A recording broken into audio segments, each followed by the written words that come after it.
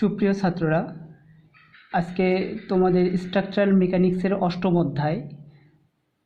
Structural mechanics হলো 66441 code. অষ্টম অধ্যায় শেয়ার ফোর্স এবং বেন্ডিং মোমেন্ট। এই অধ্যায়টা খুবই ইম্পর্টেন্ট। এই অধ্যায় সম্পর্কে তোমাদের আমি চেষ্টা করব 5টা থেকে 6টা লেকচার দেওয়ার, এবং 5-6টা লেকচারের মধ্যে পুরো অধ্যায় সম্পর্কে তোমাদের একটু ভালো ধারণা দেওয়ার চেষ্টা করব। যাই হোক, আজকে যে বিষয়টা নিয়ে আলোচনা করব, এই অধ্যায়ের প্রথমে যে জিনিসটা জানার দরকার সেটা হলো বিম কি, সাপোর্ট কি এবং সাপোর্টের প্রকারভেদ, এবং বিভিন্ন প্রকার বিম, লোড এবং লোডের প্রকারভেদ সম্পর্কে আজকে আলোচনা করব। যাই হোক, প্রথমে যদি আসি বিমে, বিম হলো একটা আনুভূমিক কাঠামো যা বিভিন্ন সাপোর্টের উপর অবস্থান করে লোড বহন করে। আনুভূমিক কাঠামো মানে বোঝোই তোমরা, আনুভূমিক কাঠামো যেটা অনুভূমির সমান্তরালে থাকে, যে কাঠামোটা, সেটাই হলো আনুভূমিক কাঠামো। আর সাপোর্ট হলো যেটার উপর কোনো জিনিস ধরে রাখে, যেটা ধরে রাখে কোনো জিনিসটাকে, সেটাকে আমরা সাপোর্ট বলতে পারি। যেমন দেখো, এখানে একটা বিম আছে, সেই বিমটার দুই পাশে দুইটা সাপোর্ট আছে। এই সাপোর্টটা আমরা কলামটাকে এখানে সাপোর্ট হিসেবে দেখতেছি, এবং সাপোর্ট সম্পর্কে আরও আলোচনা আছে, এবং এই কলামটাকে এখানে আমরা সাপোর্ট হিসেবে দেখতেছি। তাহলে সাপোর্টে যদি আসি আমরা, সাপোর্ট মোটামুটি হলো তিন প্রকার। প্রথমটা হলো হিঞ্জ সাপোর্ট অথবা পিন সাপোর্ট, 2 নম্বর হলো রোলার সাপোর্ট, এবং 3 নম্বর হলো ফিক্সড সাপোর্ট। হিঞ্জ সাপোর্ট অথবা পিন সাপোর্ট, এখানে হিঞ্জ অথবা পিন সাপোর্ট হলো যে সাপোর্টের সাথে পিন দিয়ে যুক্ত করা থাকবে, সেটা হলো পিন সাপোর্ট। যেমন ধরো, এখানে একটা সাপোর্ট আছে, এটা পিন সাপোর্টটা দেখতে মোটামুটি এরকম। এখানে একটা পিনের মতো থাকবে, তার উপরে যদি আমরা একটা বিম দিয়ে আটকে দিই তাহলে এটা হবে পিন সাপোর্ট। এবং পিন সাপোর্টটা এমনভাবে থাকবে যে নিচে ফিক্সডের মতো থাকবে, আর এখানে বিমটা যেটা থাকবে সেটা এই পিন সাপোর্ট, উপরে একটা বিম থাকবে, বিমের মধ্যে পিন সাপোর্টের মধ্যে যদি আমরা কোনো আনুভূমিক বল প্রয়োগ করি, আনুভূমিক বল প্রয়োগ করলে পিন সাপোর্টটা বিমটাকে এমনভাবে ধরে রাখবে, আনুভূমিক বল প্রয়োগ করলে সেই পিন সাপোর্টটা এই বলটাকে রেজিস্ট করবে অথবা প্রতিরোধ করবে। তাহলে আমরা বলতে পারি যে ক্রিয়াটা দেব আমরা, আনুভূমিক ক্রিয়া, এই সাপোর্টটা একটা প্রতিক্রিয়া বলের সৃষ্টি করবে, এবং যে প্রতিক্রিয়া বলটা সৃষ্টি করবে সেটাকে যদি আমরা RX বলি, তাহলে পিন সাপোর্টের ক্ষেত্রে যদি আনুভূমিক বল FX প্রয়োগ করি তাহলে আমরা সেখানে একটা আনুভূমিক রিয়েকশন বা RX একটা মান থাকবে। এখানে যেটা মান থাকবে সেটা আমি স্টার দিয়ে দেখাচ্ছি। তারপর একইভাবে যদি আমি উলম্ব বল প্রয়োগ করি, উলম্ব বল প্রয়োগ করলে সেটা দেখা যাবে যে সেটাও একটা পিন সাপোর্টটা রেজিস্ট করবে। রেজিস্ট করলে সেটারও তখন এই পিন সাপোর্টে একটা উলম্ব রিয়েকশনও থাকবে। সেজন্য এখানে লেখা হচ্ছে RY = একটা স্টার। তার মানে এখানে পিন সাপোর্টে বা হিঞ্জ সাপোর্টে RX এবং RY মানে হরিজন্টাল রিয়েকশন এবং ভার্টিক্যাল রিয়েকশন দুটো থাকবে। কিন্তু পিন সাপোর্টের মধ্যে যদি আমরা কোনো রেজিস্টিং কোনো অথবা যদি আমরা ঘূর্ণন বল প্রয়োগ করি, ঘূর্ণন বল প্রয়োগ করলে দেখা যাবে যে পিন সাপোর্টটা কী করবে, এইখানে এই কলমটা যদি আমরা এইভাবে ধরি, ঘূর্ণন বল এদিকে প্রয়োগ করলে দেখা যাবে যে এটা এদিকে ঘুরবে, যেহেতু পিন দিয়ে আটকানো তাই ঘুরবে। ঘোরার কারণে এটা এই ঘূর্ণন বলটা এটা রেজিস্ট করতে পারছে না, তার মানে এটার কোনো মোমেন্ট নেই। এই কারণে পিন সাপোর্টের মোমেন্টের মান হবে। এবার যদি আমরা আসি রোলার সাপোর্টে, রোলার সাপোর্টও পিন সাপোর্টের মতো। পিন সাপোর্টের শুধুমাত্র পিন সাপোর্টে শুধু পিন দিয়ে আটকানো থাকবে, রোলার সাপোর্টে পিন দিয়ে আটকানো থাকবে, এবং সাথে সাথে নিচে একটা রোলার থাকবে, মানে চাকা থাকবে। চাকা এমনভাবে থাকবে যে হরিজন্টালি যদি কোনো ফোর্স আমরা দিই তাহলে চাকাটার কারণে সাপোর্ট সহ, যে সাপোর্টটা যেটা বিমটাকে অথবা অন্য কোনো কিছুকে ধরে রাখতেছে সেটা সহ হরিজন্টালি সেটা মুভ করবে, মানে সরে যাবে।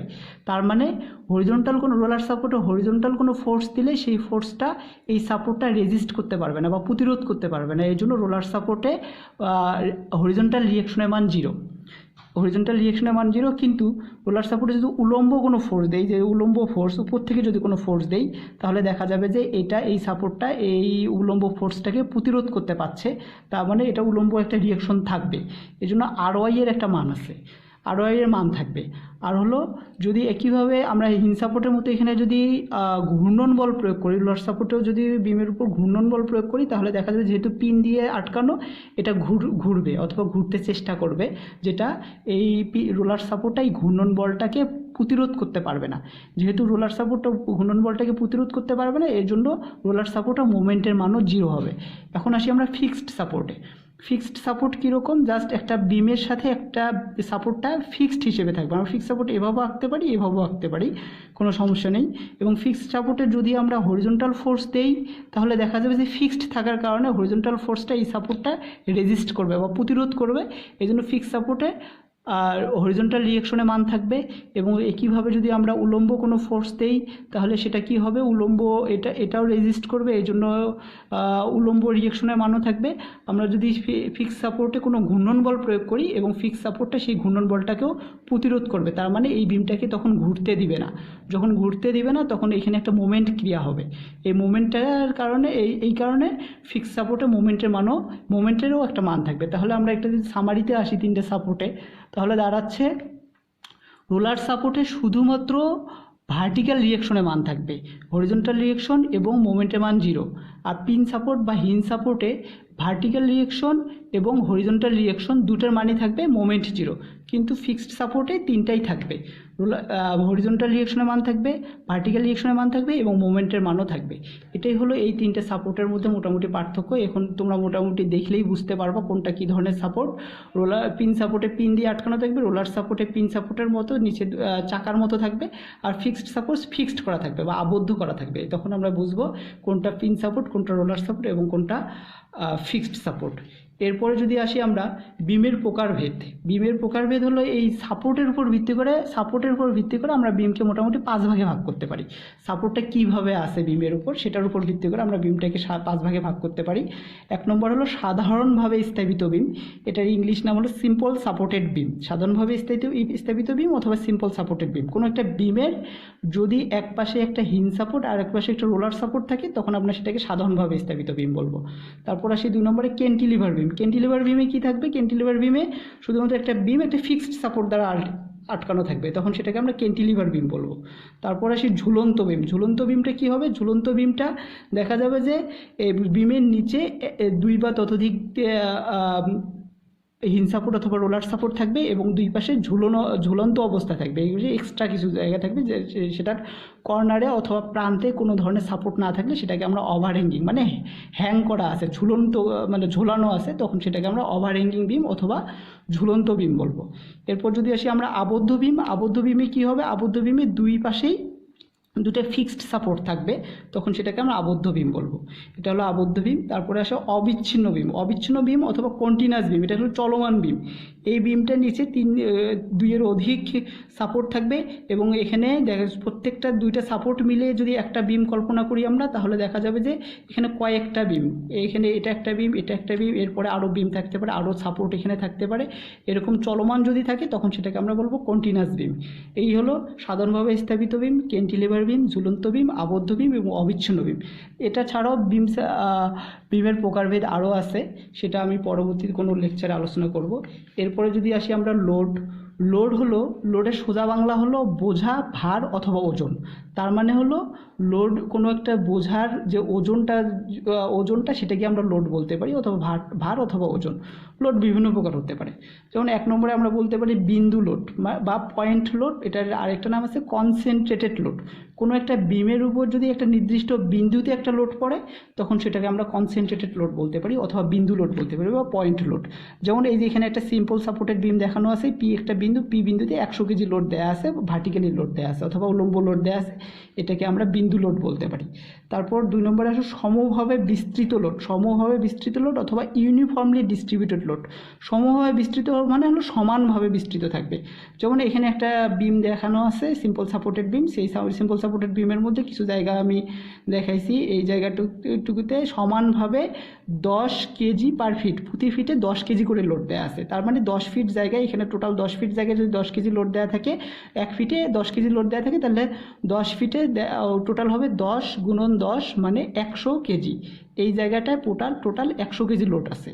কীভাবে আমরা যদি আসি সমভাবে পরিবর্তিত লোড। এবার হচ্ছে সমভাবে পরিবর্তিত লোড, এটা ইংলিশ নাম হলো ইউনিফর্মলি ভেরিং লোড, মানে এটা সমানভাবে পরিবর্তিত হবে। যেমন মনে করো এই এখানে একটা বিম আছে, বিমের মধ্যে এ থেকে বি পর্যন্ত একটা সমভাবে পরিবর্তিত লোড আছে। এ বিন্দুতে যেটার লোডের মান 0 এবং বি বিন্দুতে সর্বোচ্চ, এটাই লেখা হয় এভাবে যে সর্বোচ্চ বিন্দুতে লেখা হয় এভাবে 10 কেজি পার মিটার। এটা যদি 5 মিটার জায়গা হয়, 5 মিটারে এ বিন্দুতে 0 এবং বি বিন্দুতে সর্বোচ্চ 10 কেজি পার মিটার লোড দেওয়া আছে এবং এটা এভাবে দেওয়া হয়। এটাকে তোমরা ত্রিভুজ লোডও বলতে পারো, ত্রিভুজ লোডও বলা যায়। এবং এটার টোটাল লোড বের করার সূত্র যেমন ত্রিভুজের সূত্র, আয়তন ক্ষেত্রফল বের করার যে সূত্র, একই সূত্র। এখানে এই যে যতটুকু জায়গা জুড়ে লোডটা আছে, যেমন 5 মিটার জায়গা জুড়ে আছে, আর টোটাল সর্বোচ্চ লোড দেওয়া আছে 10 কেজি পার মিটার। তার মানে এখানকার টোটাল লোড হবে ত্রিভুজের সূত্র যেমন, এটাকে যদি আমরা ভূমি ধরি 5, ত্রিভুজের সূত্র হলো হাফ গুণন ভূমি, এখানে 5 মিটার এবং সর্বোচ্চ লোড দেওয়া আছে 10 কেজি পার মিটার। তার মানে টোটাল লোড এখানে দাঁড়াচ্ছে হলো 25 কেজি। তার মানে এখানে ইউনিফর্মলি ভেরিং লোডটা এখানে টোটাল 25 কেজি লোড দেওয়া আছে। এটাই হলো ইউনিফর্মলি ভেরিং লোড অথবা সমভাবে পরিবর্তিত লোড। এরপরে যদি আসি আমরা অসমভাবে বিস্তৃত লোড বা নন ইউনিফর্মলি ডিস্ট্রিবিউটেড লোড। নন ইউনিফর্মলি ডিস্ট্রিবিউটেড লোড অথবা অসমভাবে, অসমভাবে মানে হলো সমান না, এক এক জায়গায় এক লোড। যেমন একটা বিম দেওয়া আছে, এখানে লোডের চিহ্ন দেওয়া আছে, যে এখানে দেখা যাবে মনে করে এটা যদি 5 কেজি হয়, তার এখানে দেখা যাবে যে 10 কেজি আছে, এখানে আবার 15 কেজি বা এখানে 8 কেজি, এভাবে এক এক জায়গায় এক একটা, কোনো ঠিক নেই এটার। এটা বিভিন্ন জায়গায় বিভিন্ন ধরনের লোড থাকতে পারে, সেটাকে আমরা অসমভাবে বিস্তৃত লোড বলতে পারি। তারপরে আরেকটা লোড আছে, সেটাকে ইনক্লাইন্ড লোড অথবা হেলানো লোড। ইনক্লাইন্ড লোড অথবা হেলানো লোড সম্পর্কে তোমরা দ্বিতীয় অধ্যায়ে মোটামুটি পড়ে আসছো। এই লোডটা কীরকম, এটা মোটামুটি একটা পয়েন্ট লোডের মতো। একটা পয়েন্ট লোডে শুধুমাত্র পয়েন্ট লোডে দেখা যায় যে লোডটা শুধুমাত্র হরিজন্টালি অথবা ভার্টিক্যালি থাকে, কিন্তু ইনক্লাইন্ড লোড যেটা বা হেলানো লোড যেটা হেলানো থাকবে। যেমন এখানে 100 কেজি একটা লোড পি বিন্দুতে যদি ধরি, পি বিন্দুতে 100 কেজি একটা লোড দেওয়া আছে, 30 ডিগ্রি অ্যাঙ্গেলে 100 কেজি লোড দেওয়া আছে। তোমরা এই হেলানো লোডটাকে আমরা আবার 2 ভাগে ভাগ করতে পারি। এটার আবার 2টা উপাংশ আছে। আমি দ্বিতীয় অধ্যায়ে তোমাদের এই বিষয়ে বিস্তারিত আলোচনা করেছি। এটা 2টা উপাংশ আছে, একটা হলো হরিজন্টাল উপাংশ, একটা হলো ভার্টিক্যাল উপাংশ। যাই হোক, এটা সম্পর্কে আবার বলতে যাচ্ছি না। এরপরে এগুলো ছাড়াও আরও লোড আছে, যেমন উইন্ড লোড অথবা বায়ু লোড যেটা বলে, উইন্ড লোড হতে পারে, বা আর্থকোয়াক লোড বা ভূমিকম্পের কারণে যে লোডগুলো আসে সেটাই হলো আর্থকোয়াক লোড। তাহলে মোটামুটি আমরা আজকে যেটা বিম কি, সাপোর্ট কি, এর প্রকারভেদগুলো কি কি, বিভিন্ন প্রকার বিম সম্পর্কে জানলাম। কোনটা কোন ধরনের বিম এখন তোমরা মোটামুটি বুঝতে পারবা। আর লোড কি, লোডের প্রকারভেদ সম্পর্কে মোটামুটি জানলাম। এখন পরবর্তী লেকচারে আমি যেগুলো বিষয়ে আলোচনা করব সেটা হলো শেয়ার ফোর্স এবং বেন্ডিং মোমেন্ট কি, এবং শেয়ার ফোর্স ডায়াগ্রাম এবং বেন্ডিং মোমেন্ট ডায়াগ্রামটা কি, রিয়েকশন, সাপোর্টের মধ্যে রিয়েকশন, কোন সাপোর্টে কী রিয়েকশন আসে তোমরা জানো এখন, এবং সাপোর্টের রিয়েকশন কীভাবে বের করতে হবে সেটা সম্পর্কে আলোচনা করব। তার সাথে শেয়ার ফোর্স ডায়াগ্রাম এবং বেন্ডিং মোমেন্ট ডায়াগ্রামে অঙ্কনের প্রাথমিক আলোচনা করব। এর জন্য তোমাদের কি করতে হবে, শুধুমাত্র আজকে আমি যে বিষয়গুলো আলোচনা করলাম সেই বিষয়টা বাসায় তোমরা একটু দেখবা, দেখলে পরবর্তী আলোচনা তোমাদের জন্য বোঝার অনেক সুবিধা হবে। যাই হোক, আজকে এ পর্যন্তই। তোমরা stay home, stay safe. Corona virus মোকাবেলা কোনো ধরনের আতঙ্ক নয়, তোমরা সচেতন থাকো যাতে নিজে সেফ থাকতে পারো, নিজের পরিবারকে সেভ করতে পারো।